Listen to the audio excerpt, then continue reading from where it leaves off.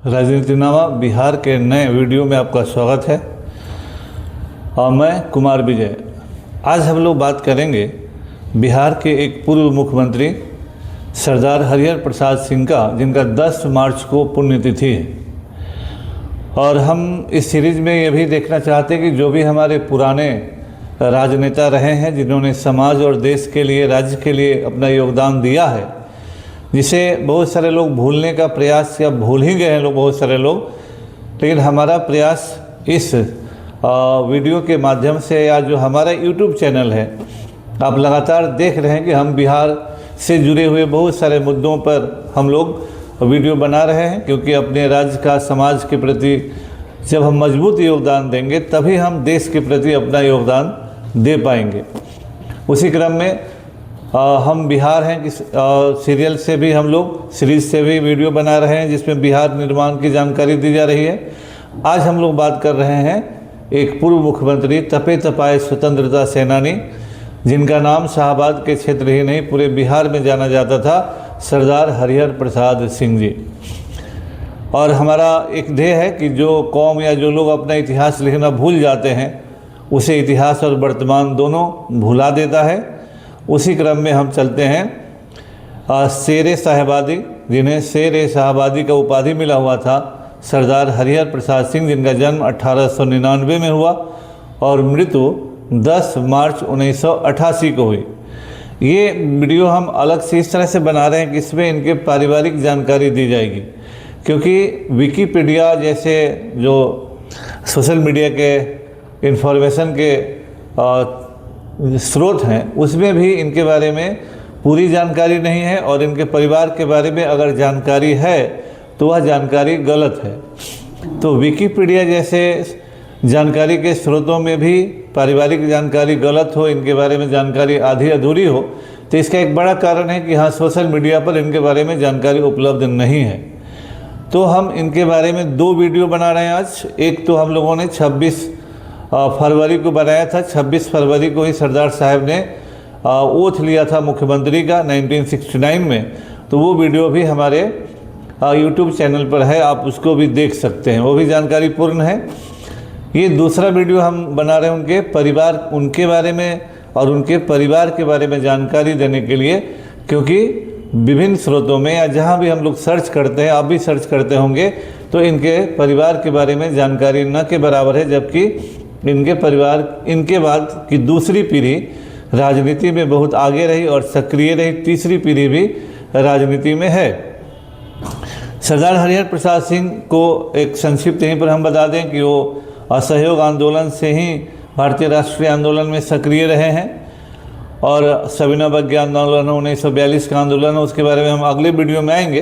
तो यहाँ आपको संक्षिप्त जानकारी दें कि 1937 पॉलिटिकल जो अचीवमेंट है, और 1937 में प्रोविंशियल ऑटोनॉमी के तहत चुना हुआ तो विधायक चुने गए। 1946 में जब कैबिनेट मिशन के तहत चुना हुआ तो भी वो आरा सदर से विधायक चुने गए। 1952 में डुमरांव से विधायक चुने गए। 57 में इनका टिकट अंदरूनी उठापटक के कारण काटा गया तो निर्दलीय लड़े और 200 वोटों से हार गए। फिर 60 से 66 विधान परिषद के सदस्य रहे। 67 में फिर निर्दलीय डुमरांव विधानसभा से चुने गए। 69 में भी कांग्रेस के टिकट पर विधानसभा से चुने गए। फिर जब पार्टी में विभाजन हुआ तो कांग्रेस ओ में चले गए, और 1972 में फिर कांग्रेस ओ के टिकट पर डुमरांव विधानसभा से चुने गए। इमरजेंसी के दौरान वो हाउस अरेस्ट रहे। तो हम उनके बारे में आगे चलते हैं। तो जैसे मैंने कहा कि सरदार साहब, तत्कालीन शाहबाद जिला आज बक्सर जिला है, उसका डुमरांव अनुमंडल है, डुमरांव विधानसभा है, उसका एक प्रसिद्ध और बड़ा गांव है चौगाई, वहीं के रहने वाले थे। तो चौगाई सरदार साहब का मूल निवास स्थान हुआ, जन्म स्थान हुआ। इनकी पारिवारिक वही चौगाई ही इनका पारिवारिक गांव है, ग्राम है अपना। सरदार साहब के 4 पुत्र थे, स्वर्गीय बिहारी प्रसाद सिंह, स्वर्गीय ब्रह्मेश्वर प्रसाद सिंह। यही मूलतः इनके राजनीति को देखते थे और गांव पर ही रहते थे। स्वर्गीय मेजर डॉक्टर भानु प्रताप सिंह, जो सेना में रहे मेजर के तौर पर, रिटायरमेंट के बाद इन्होंने कैंटोनमेंट दानापुर ज्वाइन किया, फिर उसके बाद पीएमसीएच में बहुत दिनों तक डिप्टी सुपरिटेंडेंट रहे, फिर सुपरिटेंडेंट रहे। स्वर्गीय उदय प्रताप सिंह जो जमशेदपुर में लेबर ऑफिसर थे और वहाँ अपने बहुत सारे लोगों को उन्होंने नौकरी दिया और बहुत सारे लोगों के काम आए। और बिहारी प्रसाद सिंह जी इनके सबसे बड़े बेटे थे, जिनका विवाह डिहरी, अभी डिहरी प्रखंड है, उसका एक गांव है बराव कला, वहीं विवाह हुआ।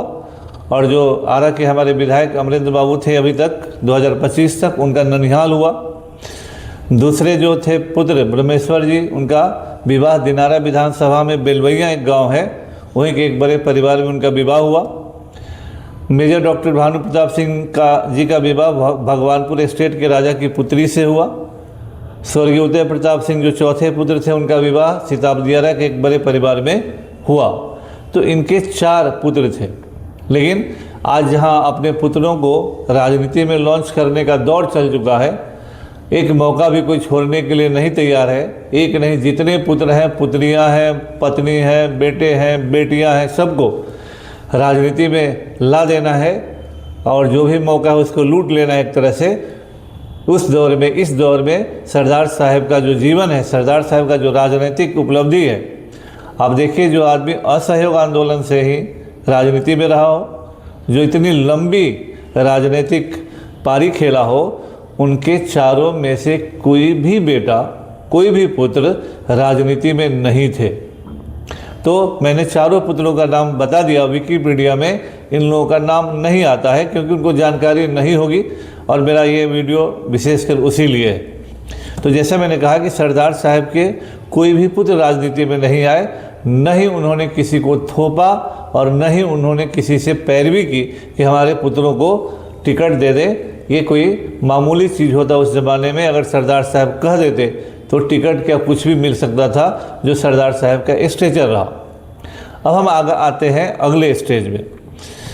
सरदार साहब के जो सबसे बड़े पुत्र थे स्वर्गीय बिहारी प्रसाद सिंह जी, इनके पुत्र लोग राजनीति में आए, यानी सरदार साहब के ग्रैंडसन पौत्र आए। सरदार साहब के कोई भी पुत्र राजनीति में नहीं आए। सरदार साहब के जो सबसे बड़े पुत्र हुए, मैंने कहा स्वर्गीय बिहारी प्रसाद सिंह जी, उनके 2 पुत्र थे और 4 पुत्रियां थीं। सबसे बड़ी पुत्री जो थी स्वर्गीय बिमला सिंह जी, उनका विवाह देश के high profile IPS officer Shri NK Singh के साथ हुआ था। एनके सिंह जी, जिनका निर्मल कुमार सिंह जी नाम है, वो मधेपुरा के कुमारखंड के रहने वाले थे। उनके एक भाई भी बंगाल कैडर में आईपीएस थे। और जमुई के जो श्यामा बाबू थे, उनके भगिना थे, एक पोता थे। श्यामा बाबू एनके सिंह जी के नाना थे। और सीबीआई में जब एनके सिंह जी थे तो इन्होंने ही श्रीमती गांधी को अरेस्ट किया था, हालांकि उस केस के आईओ नहीं थे, और उसके बदले इन्हें बहुत सारी कुर्बानियां देनी पड़ी। आगे चलकर जब वीपी सिंह की गवर्नमेंट आई तो ज्वाइंट डायरेक्टर बनकर लौटे थे सीबीआई में, और तब उन्होंने सेंट किट्स, हॉटेड जेल जैसे बहुत सारे मामलों को जांच किया था। और पीछे के ज़माने में जैसे मैंने कहा कि किस्सा कुर्सी का केस आपने सुना होगा, जिसमें संजय गांधी और विद्याचरण शुक्ल को जेल भिजवाने का श्रेय भी एनके सिंह को है। ये ऐसे आईपीएस ऑफिसर रहे जो 5 प्रधानमंत्रियों से लड़े हैं। कोई साधारण आदमी नहीं, 5 प्रधानमंत्रियों से आमने सामने हुए और अपने सिद्धांतों से कभी नीचे नहीं हटे। जब इनको सीबीआई का डायरेक्टर बनना था तो उस समय के जो प्रधानमंत्री थे 1991 में नरसिम्हा राव जी ने इनका सीबीआई से ट्रांसफ़र कर दिया था। चंद्रशेखर जी से भी कुछ हुआ था जब ये चंद्रास्वामी को गिरफ्तार करने के लिए चले थे। खैर, तो ये ऐसे हाई प्रोफाइल आईपीएस ऑफिसर सबसे बड़ी बेटी के हस्बैंड थे। अभी हाल में इनकी मृत्यु हो गई और ये बहुत ही अफसोसजनक है। बिहारी जी के जो दूसरे पुत्र थे स्वर्गीय मृगेंद्र प्रताप सिंह, वो जमशेदपुर पश्चिम झारखंड से 1985, 1990 और 2000 में विधायक रहे। झारखंड जब बना तो झारखंड के प्रथम वित्त मंत्री स्वर्गीय मृगेंद्र बाबू थे। बाद में विधानसभा के अध्यक्ष भी बने। जो तीसरे नंबर पर पुत्री थी प्रमिला सिंह जी, उनका विवाह सरदार साहब ने अपने मित्र और जिले के प्रखर स्वतंत्रता सेनानी स्वर्गीय नंदलाल सिंह जी के पुत्र स्वर्गीय बबन सिंह के साथ किया, जो महाराजा कॉलेज में थे। तो नंदलाल सिंह जी बक्सर जिले के बहुत बड़े स्वतंत्रता सेनानी थे। बक्सर जिले के राजपुर विधानसभा में रौनी गांव है, तो गांव ही इनके नाम से प्रसिद्ध था और उस इलाके में इनकी बहुत ही इनका सम्मान था, आदर था, क्योंकि इनके बारे में कहा जाता है कि जब देश आज़ाद हुआ और राजपुर सुरक्षित विधानसभा नहीं था तो इनसे कहा गया था कि आप विधानसभा का चुनाव लड़ें। इनका साफ कहना था कि मैंने स्वतंत्रता आंदोलन इसलिए नहीं लड़ा कि हमें विधानसभा चुनाव लड़ना है। स्वर्गीय बिहारी जी के जो अगले बच्चे थे चौथे नंबर पर, वो अमरेंद्र प्रताप सिंह जी। अमरेंद्र प्रताप सिंह जी चौथे नंबर के बच्चे थे और भारतीय जनता पार्टी के संस्थापक सदस्यों में रहे हैं। इनका जीवन कोई आरा में 2000 के विधानसभा से नहीं शुरू हुआ है। अमरिंदर बाबू 1967-69 से ही शाखा में रहे, जनसंघ में रहे, और जब जनता पार्टी में रहे, जब पार्टी गई उधर तो, और जब भारतीय जनता पार्टी की स्थापना हुई उसके संस्थापक सदस्यों में अमरिंदर बाबू रहे हैं। झारखंड जो आज राज्य है, उस राज्य में भारतीय जनता पार्टी को जड़ से सींचने वाले नेताओं में इनकी गिनती होती है। बहुत ही अफसोसजनक तरीके से 2025 में इनका टिकट आरा से काट दिया गया। अमरिंदर बाबू शाहाबाद आरा जिला में उस क्षेत्र में पहले आदमी थे जो 2000 में भारतीय जनता पार्टी का झंडा लहराए। आरा से पहले आदमी थे जिन्होंने भारतीय जनता पार्टी को जीत का श्रेय दिया, लेकिन फिर भी पता नहीं क्यों और कैसे इनका टिकट 2025 में काट दिया गया।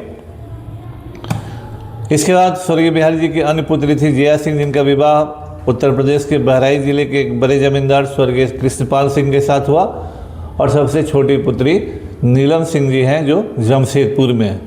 तो ये इनका पारिवारिक पृष्ठभूमि है, ये बता देना जरूरी था, क्योंकि विकिपीडिया या जहाँ भी मुख्यमंत्रियों के बारे में जानकारियाँ दी जाती हैं, पौत्र को पुत्र बता दिया जाता है। आज भी आप विकिपीडिया पर जब सरदार हरिहर प्रसाद सिंह को खोजेंगे तो एक तो जानकारी बहुत कम है, और अमरिंदर बाबू को, मृगेंद्र बाबू को उनका पुत्र बता दिया जाता है, जबकि ये लोग पौत्र हैं। और एक छोटी सी झलकी हम दिखा रहे हैं कि जैसे सरदार साहब जो मुख्यमंत्री रहे, इतने बार विधायक रहे, उनका जब वो जिंदा थे उनका घर इस तरह का था। आज मुखिया बन जाते हैं तो आपके जीवन में क्या परिवर्तन आता है आप जानते हैं, लेकिन वो जब, हालांकि अमरिंदर बाबू ने वहाँ पर अपना घर बनाया है, लेकिन जिस समय सरदार साहब थे उस समय ये था।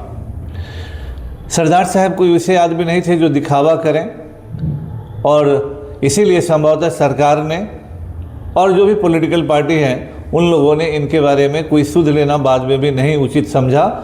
और बड़े अफसोस की बात है कि इनकी पुण्यतिथि या कुछ भी सरकारी स्तर पर नहीं मनाया जाता है।